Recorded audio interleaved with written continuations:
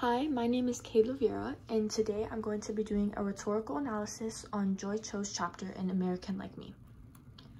So first I'm going to begin by analyzing the purpose, audience, speaker, and situation of this chapter.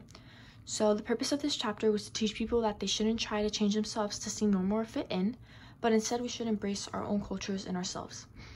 The audience that Joy Cho was speaking to in this chapter was anyone who may believe that they have to change themselves in order to fit into society.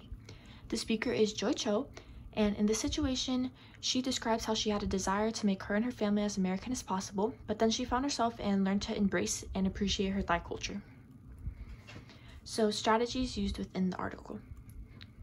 So, in this chapter, we can see syntax, style and organization, diction, and ethos appeal.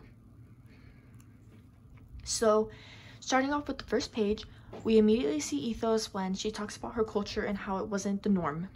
So we also see methods of organization when it doesn't look like this chapter's in more of an essay format, but it looks like a list or a recipe. There's diction when there's emphasis and enlargement on descriptive words. So the effects that these strategies have is that we learn about how Joy Cho wanted to change herself to fit in, and the word emphasis allows for interpretation of tone. On the second page, we see style and organization because now small pictures are added within the lines that relate to what she's talking about. There's diction when there's emphasis on her words that show her before and after of how she was in her Thai self versus her American self. So the effects that these have is that the small pictures pull the audience in to continue reading because it may make the article seem simple. And the word emphasis lets us compare how she wanted to do things in comparison to how it would have been done in Thailand. Moving on to the third page, the strategies here are diction, methods of organization, and syntax. So the diction is that there's emphasis on the quotes that she was saying or that people were saying. The methods of organization are the small pictures that continue throughout this chapter, and her sentences cut straight to the point, so we really understand how America changes the way that she acts, and her sentences are really clear with that. So the effects that this have are that the quote emphasis allows us to understand how her culture affected the way she wanted to be in America. The pictures show correlation with what she's explaining, allowing further understanding. So moving on to the fourth page, we continue to see the story in a list format. And once again, there's emphasis on quotes and bolding on certain phrases.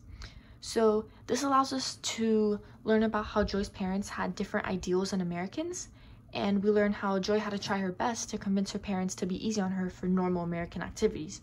So for example, the normal American activity would be a sleepover, and Joy always had to be really direct with her parents and try to convince them as much as they want to let her have a sleepover, and that's something that's seen normal to American parents, but to her parents, it was something that wasn't normal.